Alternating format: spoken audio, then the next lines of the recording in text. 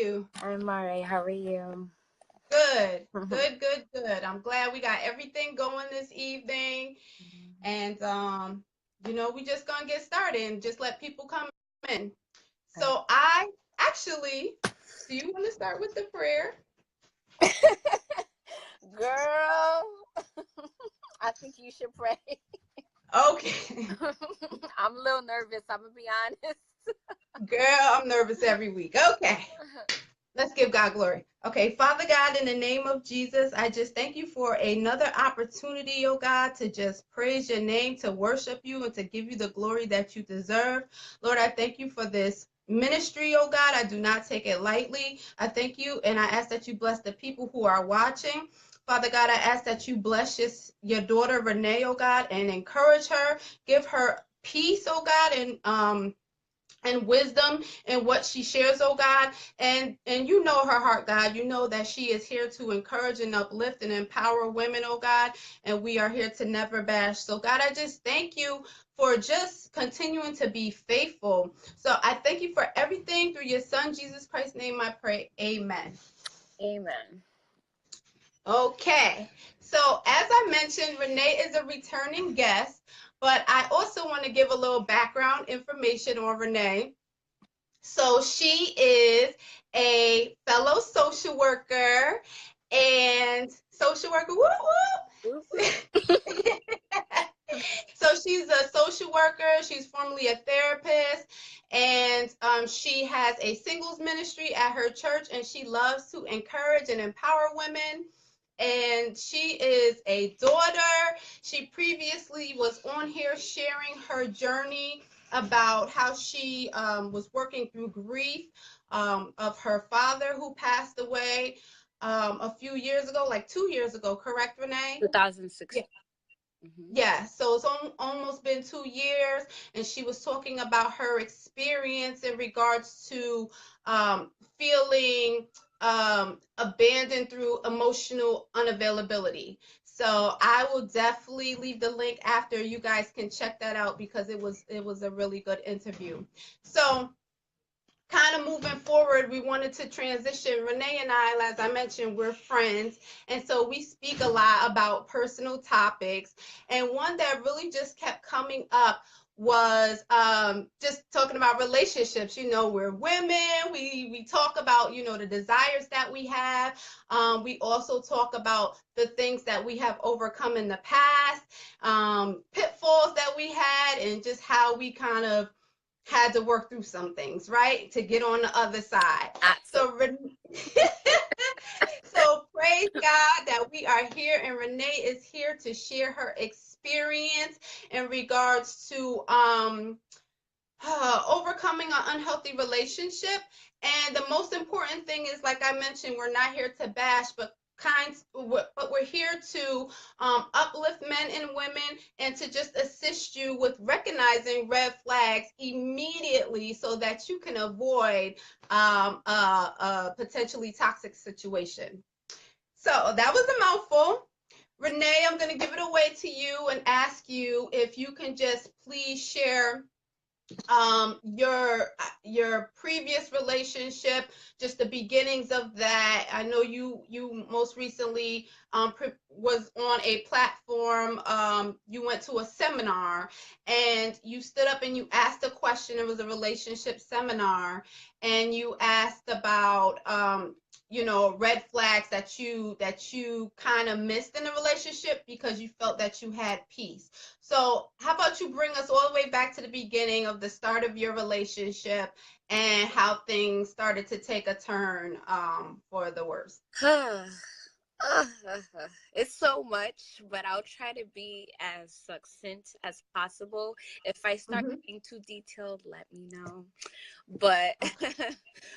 but yeah, as Vanessa said, I went to this event. It was a singles event by Ashley Empowers and the Fit Pastor Carrington Brown, and they opened the floor for question and answer. And it's like I kind of hadn't knew the answer, but I was still seeking for more. So I was like, let me just get up and ask. At that point, I was ready to be vulnerable and talk about the situation. So my question basically was geared towards like, how do you really know when God is giving you peace about a situation or about a person? Because in my last relationship, I basically had the mindset, you know, that the next person is the last person, because I'm tired of dating. I'm tired of going in a relationship, out of relationship. It's too much. It's draining emotionally and all of that. And I basically explained before I asked my question that there were subtle red flags, but I did have peace about the guy. Like, I literally, this was the first relationship where I really took my time to pray before we transitioned from friendship to relationship, because I feel like in the past times it kind of just rushed into a relationship. Oh, I like you. I like you. I think this is going to work. But this time I was very intentional about it. And basically, um, oh boy. Well, how long ago was the relationship? When did Okay. it start? Thank you, because there's so You're much. welcome. I'm like, where do I even go? So basically, me and the young man, we knew, it's crazy, we actually knew each other years ago, like when we were 16 years old, but we never really had a real core friendship. But we got reconnected on Facebook, Mhm. like fall 2016, and Mhm. we were talking as friends for like 3 or 4 months, and then we finally actually got to meet, and we kind of already settled we were with each other because we already were connected and all that before we got to see each other. And I had the guts to finally walk away in October of last year. I mean, Oh, it was kind of already ending, but to say finally, really, okay, I'm going, October. Trust, it took months for me to let go because things were really bad. okay. So you guys were together about a year or a year? A little, yeah, just a little under a year, but pretty much because, yeah, we were very serious before we, claimed each other, or whatever you want to say. Yeah. Okay.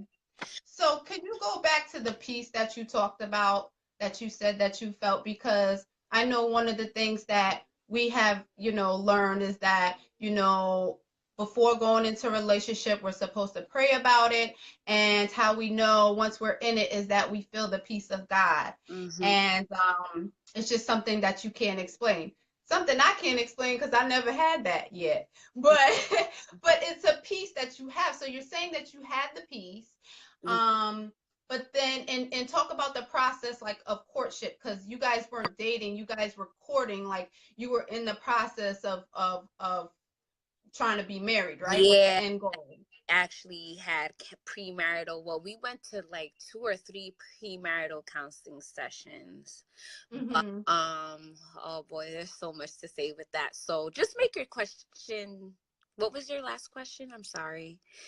No, just about the peace of God that you had. You Oh, said that you had peace, and so you guys began to then move forward, with the courtship, and the end result was the intention of being married, right? It wasn't just an yeah. open thing. It's like, okay, I want to marry you. I want to be, Yeah. that's the end goal. So Yes. you guys were working towards that. So talk a little bit about the process as far as now you're going to these pre-counseling sessions, premarital counseling sessions. Hmm. Did you see any signs then? Was he engaged in the counseling? Like, what was that like? Okay.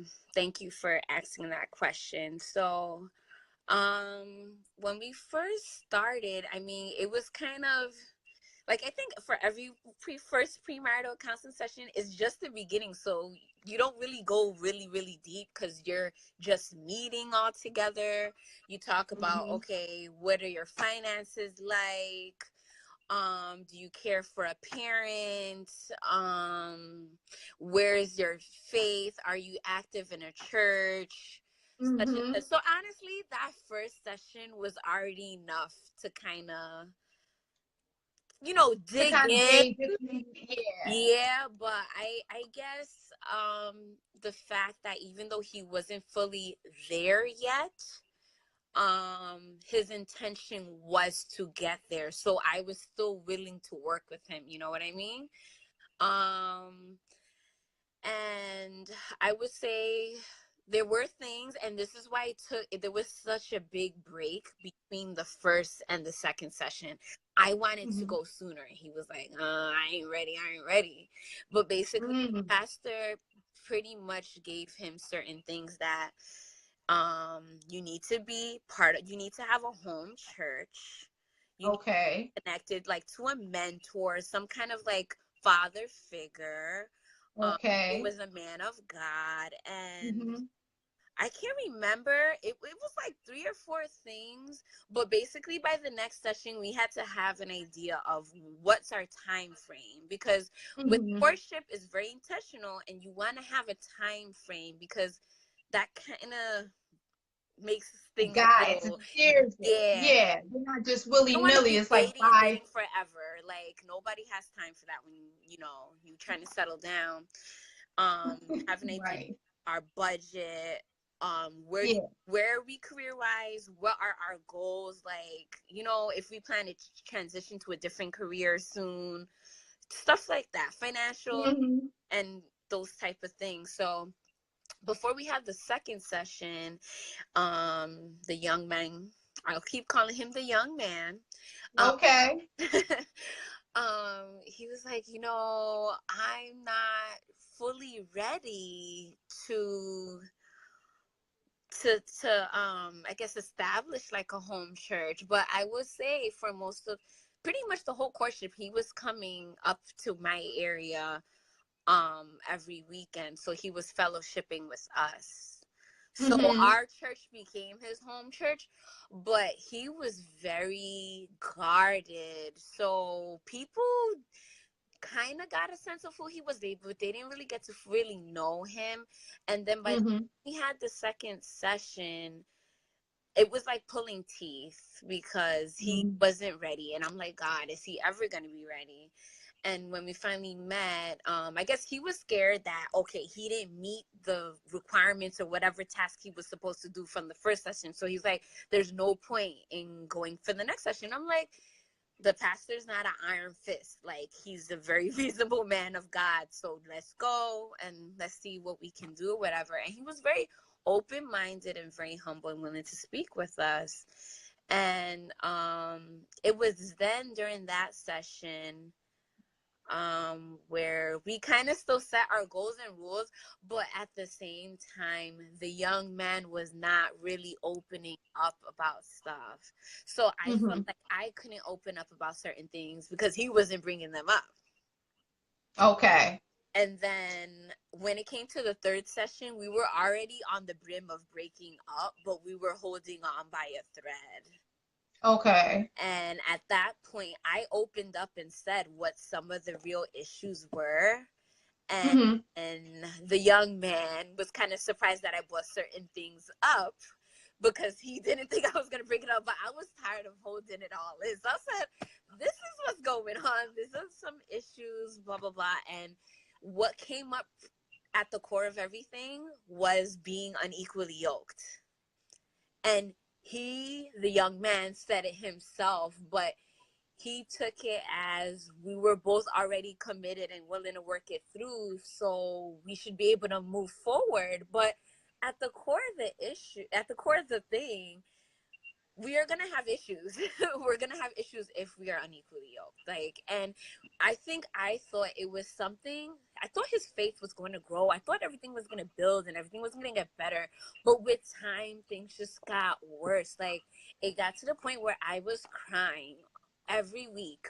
There was breakups every week. Like, I never had a relationship where someone was trying to break up every 5 seconds. Like, when there's issues, you gotta deal with it and you gotta move forward. Like, no relationship is easy, but it Mm-hmm. was mentally draining. It was not healthy, and other issues came up along the way. He had mental health concerns, and Mm-hmm.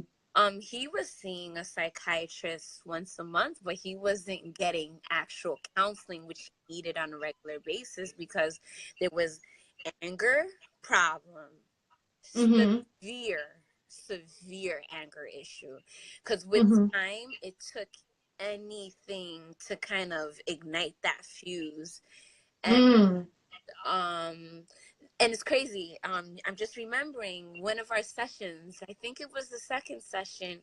It was brought up the how his relationship with his father is. I didn't even bring it up. The pastor asked, and Okay. he had explained that there was a lot in the past, which he wasn't willing to talk in detail with the pastor, but he had shared openly and in great detail with me stuff he dealt with. And believe that was the root of a lot of his anger, and Was his father issues? from years ago, Mhm. that were never ever dealt with. And Mm. the pastor himself said, if you are not able to reconcile with your father, you're never going to be able to have a healthy relationship with anybody, your family, your future Wow. spouse, anybody.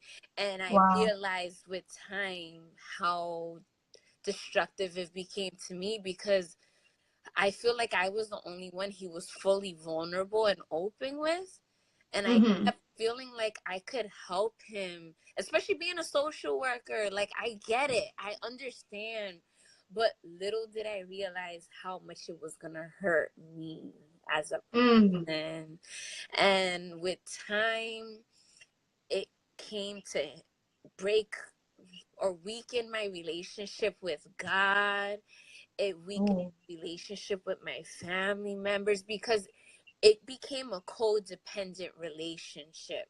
Oh. With how he was, I even started becoming so dependent, and I didn't even realize it till it was really, really bad. Mhm. And again, it took me a long time to talk about. It took me a while to even tell my family. And I'm like this with my family. But during that time, I always thought, oh, when you're in courtship, you got to keep stuff from your family. But when it's becoming unhealthy, like emotionally, spiritually, you have to talk to your family. Like, Uh-huh. Absolutely. but I was trying to keep boundaries, but at the core of Right. there was verbal abuse, there was emotional abuse. It was just really bad. Like, I never had anybody talk down to me like that. It makes me want to cry right now, but I'm not going to. But like, you think, oh, you really love somebody, so you're gonna stick things to no matter what. But if you're accepting somebody cursing at you, talking Mhm. about you. Sorry. It's really bad. So, sorry. You're okay. You're okay. Just the fact that you're able to share is so much, there's so much strength behind you, Renee. I want you to know that, you know. And see, what the enemy does is he tries to keep things in secret. I heard you say that, yes, when you're in courtship, you shouldn't keep everybody in your business, because that's between you and the person. You have to have vital people in place. It would be maybe a family member or two. Your pastor is really important. So that was great that you brought in a father figure also, to come in, and someone who can assess the situation in a different way from a spiritual aspect. Um, and, you know, that's what tends to happen sometimes is when things start to get toxic. Now we want to like pull back from people, pull back, but the wonderful blessing that took place is that you were able to realize that, wait a minute, this is not healthy. My behavior is changing in a different way. I see that I talked about superwoman syndrome on my last broadcast, where we shouldn't be having our cape and rescuing people. So you realize, like, this is not for me to do. So um it's really difficult when you have somebody that you care about that disrespects you.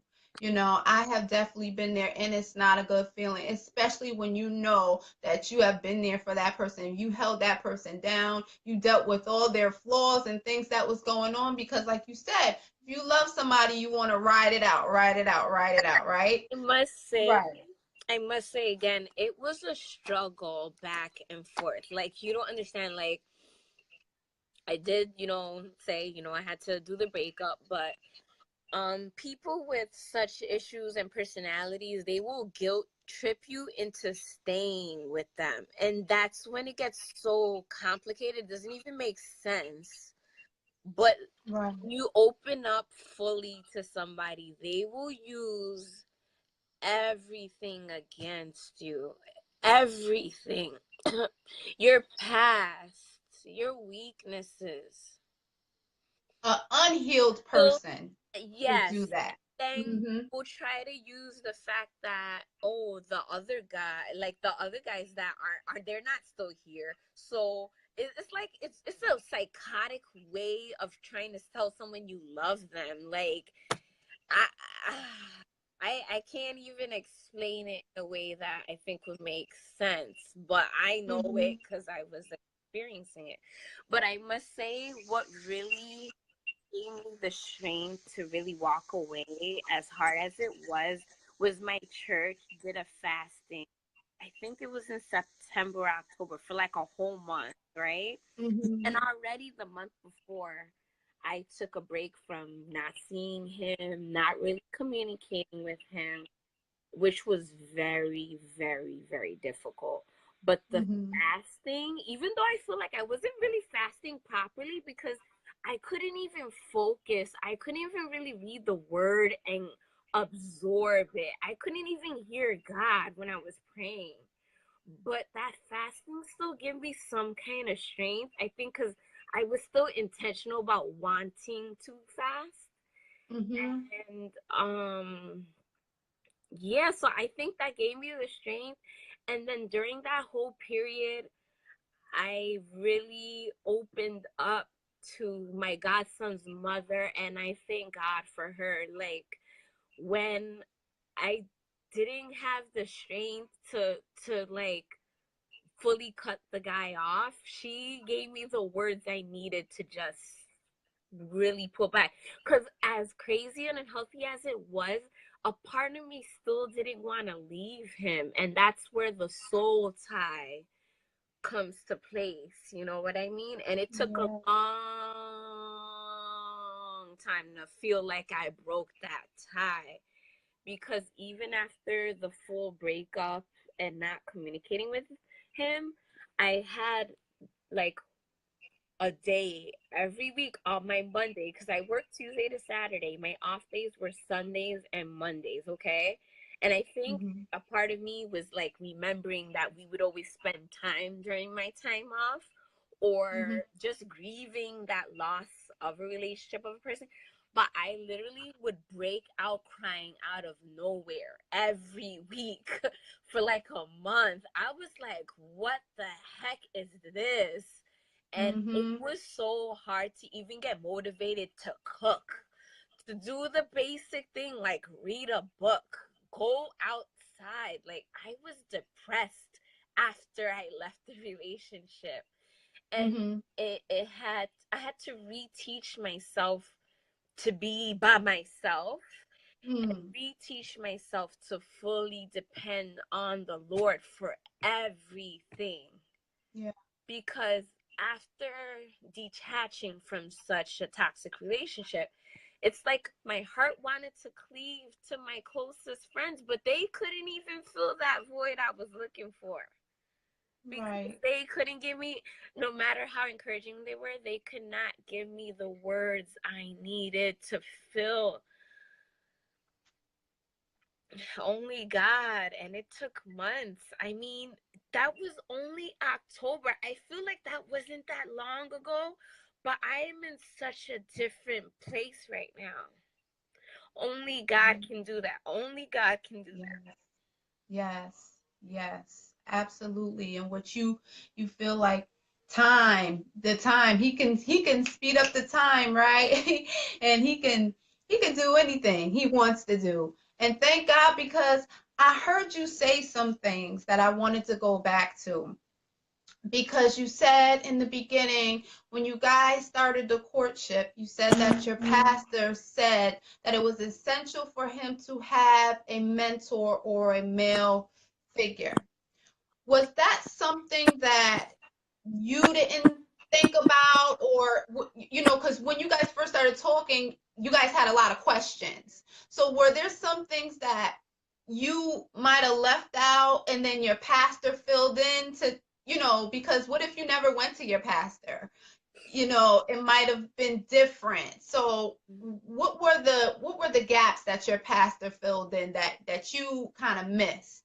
To be honest, too, it's like I knew a lot of the stuff the pastor said.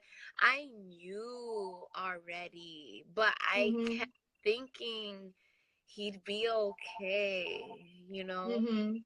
And he Right. actually felt very comfortable and connected to the pastor after the Mhm. pastor didn't, like, I think he was expecting my pastor was gonna bash him for not having the home church, not having this, not having the third, and probably because he saw he was coming to our church, so he's Okay. trying, he's making effort. Right. But at the end of the day, he was accountable to nobody.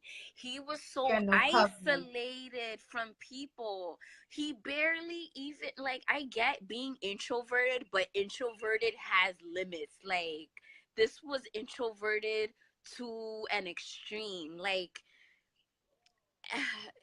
So introverted to that's an one. So extreme. that's one red flag. So Yes, let's there's. name them. So the first one was that he was very isolated. There's a difference between introverted and that you're isolated. You have no covering. You have no male figure or mentor. What Mhm. about male friends? Did he have like a strong, like, friends that he hung out with? Let me get there, girl. So Okay, he get had there. a friend or two in from work that he was friends with. But you know what? And now I'm looking at it, I'm like, I should have paid a lot of attention to this earlier on. But I had already kind of connected with his family that I knew Mhm. already from years ago. But Right. he, after some life events, he kind of fell off the face of the earth. So he wasn't connected to a lot of family. So Okay. that was one thing that should have stood out to me. But I was like, family, not everybody's connected to all their family. Like, families will have Mhm. issues and not Mhm. talk to somebody ever again. Family be doing stupid stuff Right. like that. So I was like, maybe it's that kind of a situation. But really, okay, he wasn't connected to a lot of family. Well, Mhm. family, period.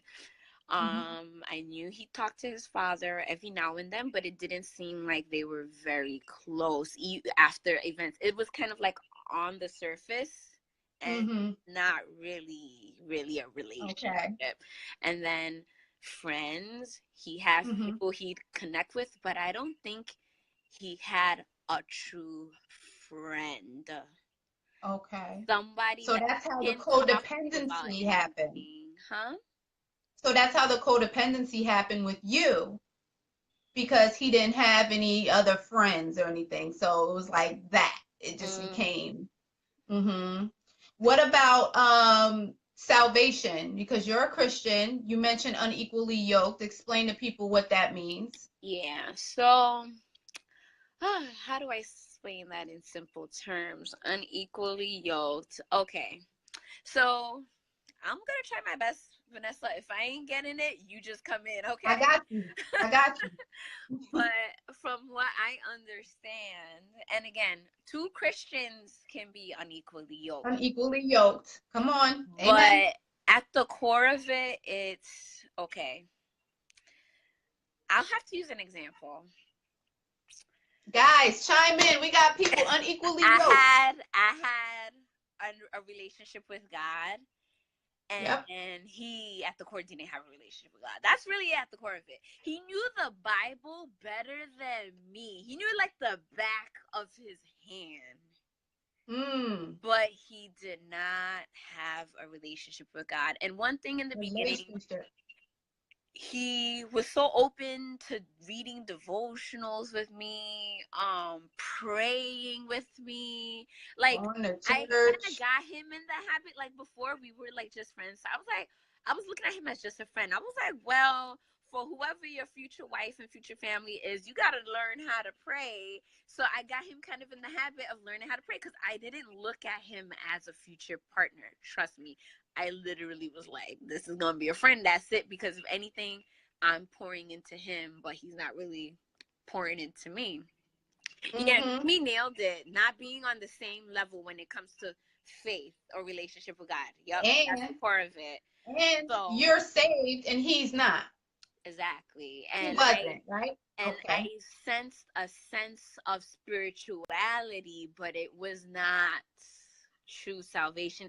And what's crazy is months later, questions came up, like if we were looking into future, married, would we be going to church every Sunday? Like, okay, you could be going to church every Sunday and still not be saved. But these were little things that came up, and I said, let me ask. Going to church every Sunday, and I saw, okay, he was saying after core of it that he might not go every Sunday. He might go 2 or 3 Sundays a month. And I'm sorry, I'm not religious. I'm not religious. But my man of God gotta be going to church every Sunday. We trying to be a family. We gotta be a unit. I didn't have that growing up. I know I need that. So that was something that came up, but kind of was like dwindling, being pushed to the side. But I knew at the end of the day that bothered me. And But his real so would you reason, too, was sports. You could record a game and watch it later. But to get back to the core of it, like, we didn't value the same things at the core of it. Like, go and this is stuff too I explained way in the beginning, but I think he kind of was like, oh, I'll do that stuff, but then later he was like, yo, maybe I really can't do this. Okay, so then my question is, because it sounds like, because I know you know, Renee, I know you know. So would you say that you intentionally ignored those huge red flags, or did you have the hope in changing him? Ah, maybe because I saw him making the steps coming on the Sundays, every Sunday, most of the Sundays when we were together. I was like, oh, he'll come, he'll be good. But when it came later down the line, it kept coming up. I'm like, oh, that's going to be a problem. Mm-hmm. And there was an actual incident, and it really magnified it. So, oh boy, I wasn't even going to go there, but we'll go there. So there was one Sunday, and I think he was probably at the point where he just didn't want to go anymore. Okay, so he Mm-hmm. came that Sunday, no, the Saturday before, and then he left to go do something that Sunday morning. He came back later that Sunday after church was over. I was like, okay, he ain't trying to go. But that's something you just got to be upfront with. Yo, I'm not going to go. So if this is something you need, we gonna work, and I think I saw it. But I was so deep, I was gonna let it slide. Mm. But it took other stuff coming up later for me to really let go. So God forbid, had the really bad stuff that came out towards the last 2-3 months of the relationship, Mm-hmm. and I just went ahead and was like, oh yeah, let's go marry again. And then I see that stuff later. God Right. forbid. But as hard and as much as I wish I didn't have to go through that, I think I really had to go through that for me to realize, Renee, stop settling. And when you see something subtle, don't ignore it. Because he was a good, smooth talker, very charming. And when I Mm-hmm. opened up to my family about what was going on, they were like, Renee, are you serious? Are you Yep. serious? He was showing us this, but this is who he really is. But Counterfeit. one thing my mom always says, as much as she's like, whatever happens, I pray for you. So I know even if something's bad for you, it's gonna leave you if it's not for you. And I said, Mom, Mm, you're right. And she kept having dreams and visions about something. She couldn't nail it. And mm. she even was shocked about it when I told her. She's like, wow, wow. How about you? Because we talked about him as far as having friends. What about you and your friends? Did you have a community or a circle Oh, of, like, talk about that? Vanessa, you already know. So I had my circle of friends, but I started going MIA. I'm a very social person. I love going places. I love talking to people. I like experiencing life. But Mm-hmm. because it was a semi long distance relationship, um, we only had the weekends to spend with each other. So Mm-hmm. Mimi, Mimi's right. But I stopped going places. I didn't really see people as much, like for little social like get-togethers, outings, because he would always tell me he had social anxiety and he didn't like being around people. And so Mm. I kept trying to be like cater to that. But in doing that, I sacrificed my own self. And then the one time I did go out with my girlfriends, we went to a paint night. Later that day or the day after, he started making me feel guilty for going. I was like, you're the same person who tell me if I want to go places, go. And then Mm-hmm. I finally do it and you're mad. Like, Mm-hmm.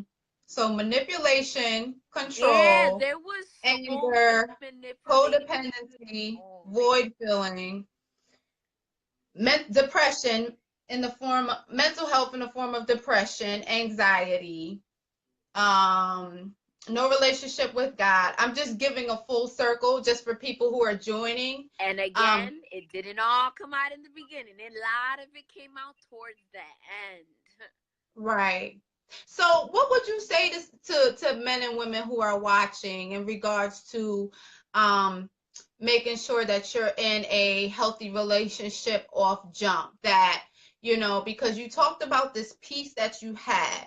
So, obviously, it seems as though you wouldn't have went ahead if you didn't feel that peace. But do you feel like it was peace that you created or peace that God gave you? It's interesting question that you asked. I look back and I'm like, was I so much into my feelings and happiness at the time that I was like, oh, there's got to be the one? And a part of me, I still am trying to figure that out, but I don't believe we reconnected for no reason. And I believe in my heart I was supposed to be a witness and just a friend to him. And we let emotions and things, because I believe God gives you peace not only for the future spouse, God gives you peace when it comes to befriending people. God gives you peace when it comes to doing a project, doing ministry. God gives you peace about everything and anything that's connected to his purpose in you, whether it's Can short term, whether it's long term, whether it's for a season, whether it's for the rest of your life, God will always give you peace. And I mm, truly believe I was supposed to be a witness to him. mm, And unfortunately, I think I may have ruined it, but who knows how God will use the whole thing to him. I mean, I know right now we can't be connected. We mm-hmm, can't. mm-hmm. I mean, I'd be Wow. willing. I'd be willing to be cordial. I think at this point in my life, because I've gotten over it Mm-hmm. for the sake that everybody is a child of God. but for his own sake, I know he deals with, I mean, most people probably deal with moving on by shutting the person out of their life completely. But I mean, I'm at peace, so I'm not letting anybody destroy my peace, whether you did something to me in the past or whatever. But Mm-hmm. it is what it is, you know? Okay. Yeah. So you were able to finally separate. I'm just giving everybody an overview. So you finally able after a few months of going through the weaning process of trying to break that soul tie that you had. You said what really helped you was fasting. Although you don't feel like you did it right, but you did fast. You had the heart to fast. You were in the process of doing a corporate fast with your church, which helped to strengthen you and weaken your flesh, um, to be able to pull away from that. And now, taking a step back and looking at things, you realize that the peace that you felt may have been for you to be able to be a disciple, to be a witness of Christ, and not to date your ex. And so now you are in a place of healing, you said, and forgiveness, because you mentioned how he disrespected you. He was emotionally and mentally abusive, and that was due to a lot of things that was going on. So now you are in a place where you're like, you know what? I forgive you. I'm not going to let you destroy my peace. What can we say for the people who, let's say, are in a soul tie with someone who they know that they're not supposed to be with, and they're trying to figure out how to get out, and how to stay out, more importantly? What would be your advice to them on what, because everybody's different, so they may not be at the level of fasting, or they may not have a strong relationship with God. So what would you say would be able to help them with the process of pulling away from someone who is unhealthy, male or female? Get a counselor or therapist. Mm-hmm. Can try to I guess try to open up to someone who you can trust, who can advise you properly. So I would say if you are saved or Christian, go to a pastor. But even Christians, I think we should seek counseling and therapy, you know. Mm-hmm. I've been saying for months I'm gonna get a therapist. I have yet Mm-hmm. to do it because I've just been so caught up with a lot of other things. But I think Mm-hmm. for my personal self, I am very interested in getting a therapist. I just haven't fully delved in it. So I think therapy is needed. And if the person's able to block, because I feel like, I mean, I Block have mixed, ministry. yeah, like I have mixed feelings about the whole Who encouraged the block ministry? Who block. encouraged that? That was Tanisha, Eunice, Sophie, all of our ladies from TOU. But Yes. yeah, Yes, block ministry, come but through. I You are am welcome I'm gonna anytime. say yes to the block, and then I'm gonna say two block, but after thinking through. Okay, so one block, yes, because when you're that emotionally engrossed in something and it's that Mhm. unhealthy, and you do not know how to say no, you need to block them, because that just creates the automatic boundary right there. Mhm. Um, but at the same time, Uh, it depends on the person that you're dealing with. And my sister, my godson's mom, brought this to my attention, that you should be able to like have a conversation, or at least state an explanation and then block them. But at the same time, I've tried that with somebody and they don't get it. So sometimes you just gotta block them, because some people just won't understand. And some people do not care about what you want and what you think is good for you. They only care about themselves, and you just gotta block them. Maybe in the future you would be good and not emotionally attached and have no tie to that person, and you could talk to them fully without any issues. But when you're engrossed in that situation, or you're still trying to cut off and get over the person, you gotta block them. Mhm. use your wisdom. And I say, if you save, ask God for strength to do it, because we are humans and we cannot do anything on our own. But Mm, block. that is so true. But people So true. block them, they will find other ways. They will find other ways if they trying to contact you. But you just gotta do what you gotta do. Hmm. Yeah. Okay, so making a clear decision and sticking to it and maintaining those boundaries in order to keep yourself safe and healthy, Mm-hmm. right? Okay. I have one more question. I just want to go back to something because, as I mentioned before, to people who are just joining or recently joining, Renee was on here before and she was discussing being a fatherless daughter.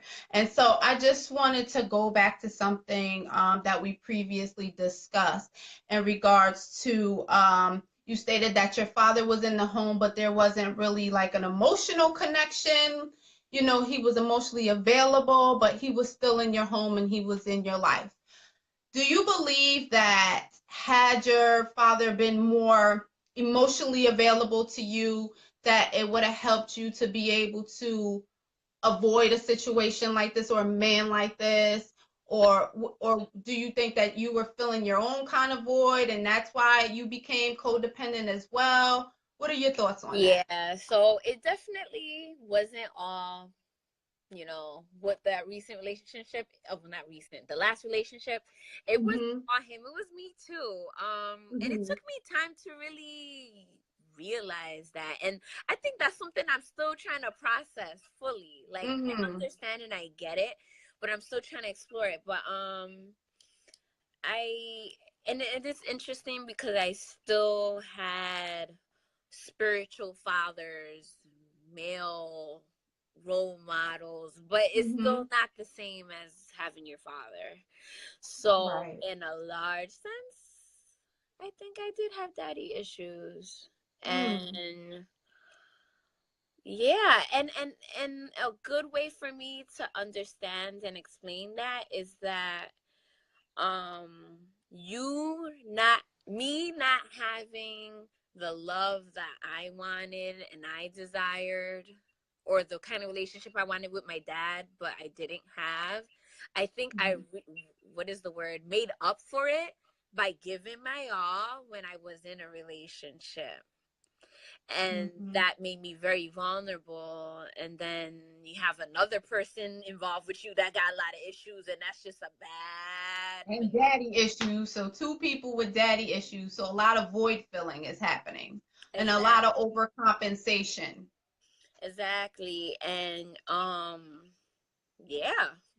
Like, I'm aware of all that now. And Okay. yeah. Okay. I just thought that was important to touch on, for and you were in no way pointing and blaming. You were just, discussing on what was going on. But I think that it's always great for us to have self-reflection, especially when we're in a relationship, because there are two people and it's never just one-sided. And so in order to be able to fully heal, it doesn't just solely encompass forgiving that person, but really doing some introspective work and saying, well, what did I do? What was going on with me that made me, latch on to this person or kept me with this person, Mhm. or choosing to ignore the red flags. So I think that's really great that you were able to identify that and own your truth, and no shame in it. Just owning your truth and saying, look, a part of it was me and I had these issues, and I've learned from that.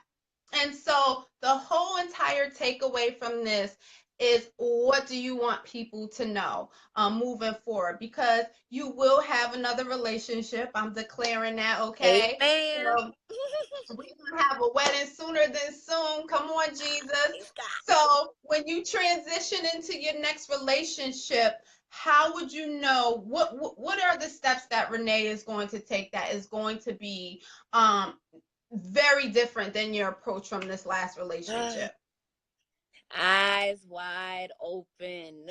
um if I notice anything, I'm definitely going to delve into it earlier and sooner than later, and take my time developing a true friendship for Mm-hmm. and getting to know the person in person, because again, with the last relationship, it was mostly like long distance for a majority of the beginning. Mm-hmm. And yeah, so I would really, because it's different, I think it's different when you really get to spend your time with someone in person.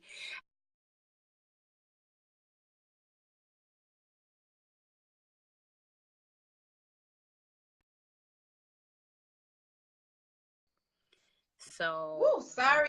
yeah, I was wondering what My happened. battery was like 25% and it Oh, just like no problem. kind of froze. Sorry. Okay, go ahead. Yeah. So it would be, I heard that you said it would be different this time. You would develop a friendship, a friendship, and to date in person, and to know that person. Um, so what about spirituality? Like what would be like the number one thing? Hate to just drag into the, but Girl, just to make it nice and clear for the peoples. Because we know, but let's make it clear for the people. he gotta be born again, saved, active in the church, serving.